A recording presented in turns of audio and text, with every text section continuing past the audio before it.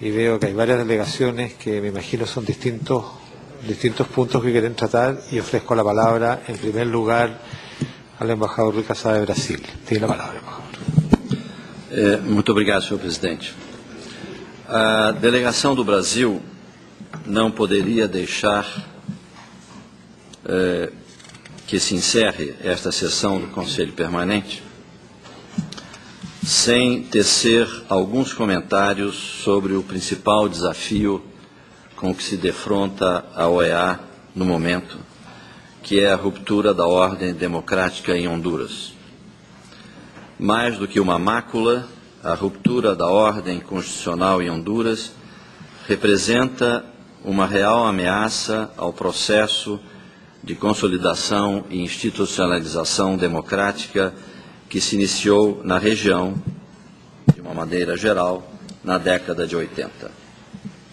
Frente à indignação da comunidade internacional, confrontada com realidade que todos nós julgávamos historicamente superada, o que temos assistido, como já denunciado neste Conselho, é uma bem articulada campanha mediática do governo de facto, que distorce a realidade e busca matizar o que foi, e nenhum país ou organização internacional o questionam, um golpe de Estado, uma imposição de um governo pela força, em franco desrespeito à soberania e vontade populares, manifestadas democraticamente nas urnas quando da eleição do presidente José Manuel Zelaya.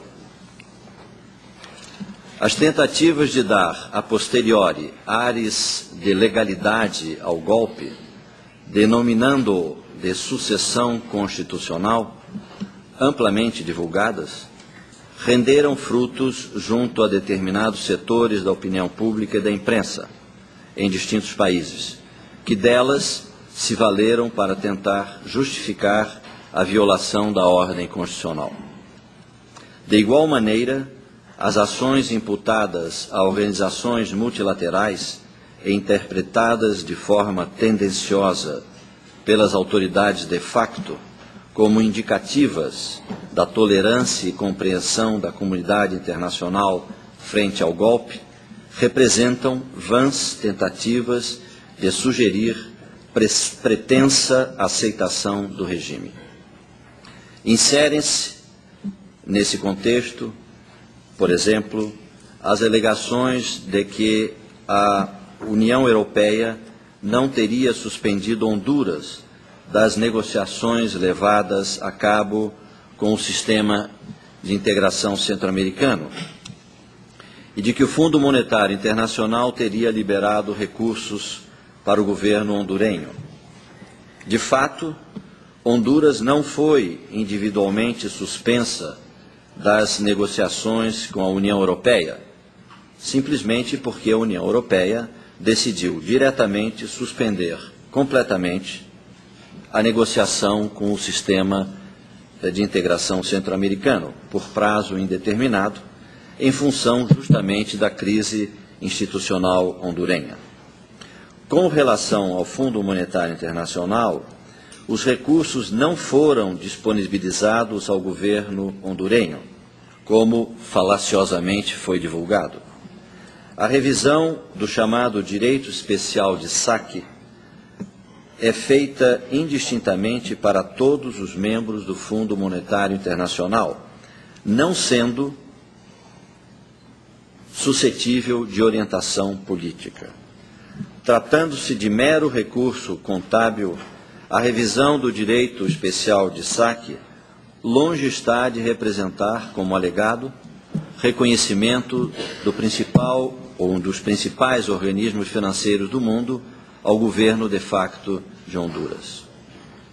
Mais recentemente, temos assistido a processo de desinformação pelo regime de facto por meio da divulgação de forma seletiva de comentários atribuídos a personalidades regionais.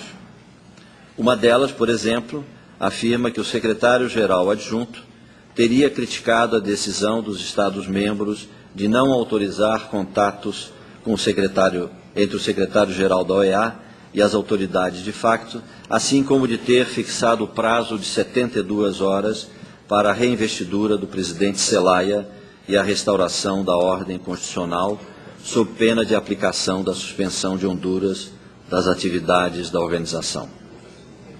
Visivelmente retirada de contexto, a utilização tendenciosa das supostas declarações do secretário-geral adjunto, divulgadas com alarde pelos setores que apoiam o golpe, tem como intenção sugerir fissuras na organização entre o corpo político e a secretaria e entre seus Estados-membros. De igual maneira, têm sido frequentes as divulgações de declarações atribuídas ao presidente Arias e que claramente divergem das posições que todos conhecemos são defendidas pelo presidente da Costa Rica. A mais recente, uma vez mais tirada ou retirada de contexto, afirmaria que, segundo o presidente Arias, as eleições solucionariam a crise, em franca discordância com a declaração, por exemplo, do Sistema de Integração Centro-Americana, de que não reconhecerá o governo surgido das eleições levadas a cabo pelo governo de facto. Tudo isto indica, senhor presidente, um governo ilegítimo em busca de algum reconhecimento. Reconhecimento este reiteradamente negado por toda a comunidade internacional. Como dito há poucos dias pelo senhor secretário-geral, 2 meses e meio depois do golpe, nenhum país ou organização internacional reconheceu o governo de facto. E tendo em vista as declarações da Unasul, do SICA, e mesmo a recente nota do Departamento de Estado dos Estados Unidos da América, as eleições de novembro, se realizadas, não terão legitimidade se não for restaurada previamente a ordem democrática. Que não se iludam os perpetradores do golpe. Os setores que foram receptivos à sua campanha mediática não pertencem à comunidade democrática. São os que, sem sair à luz para defender abertamente suas posições, buscam a volta do autoritarismo, na calada da noite, quando as pessoas ainda dormem de pijamas, para submetê-las à força das armas. Mas a comunidade internacional, os países da OEA, e de forma inequívoca, têm afirmado o compromisso, reafirmado o compromisso com a democracia, com a constitucionalidade democrática, com o Estado de Direito. A aprovação de um governo se decide nas urnas, ao final de seu mandato, no caso em que esse governo pode se reapresentar às eleições, e não pelo uso da força. A mensagem internacional é clara: não ao autoritarismo, não à violência, não à arbitrariedade. Não devemos e não podemos transigir. Manteremos nossa unidade em nome do patrimônio que, com dor e luta, logrou-se construir. É nesse contexto, senhor presidente, que clamo a este Conselho que não permita aos inimigos da democracia supor que estamos inertes frente à brutal agressão de que finalmente todos fomos vítimas. Cumpre mostrar que estamos engajados, mobilizados e que não descansaremos enquanto não houver sido restaurada a normalidade democrática na República de Honduras. O alegado e falacioso poder curador das eleições não terá, de forma alguma, o dom de reparar o dano causado à democracia em Honduras. Sobre isso devemos refletir e considerar que, nesse sentido, não se pode, prima facie, descartar a necessidade de que, de maneira tempestiva, tomemos decisão sobre medida que represente inequivocamente pressão adicional sobre o regime de facto. Muito obrigado, senhor presidente.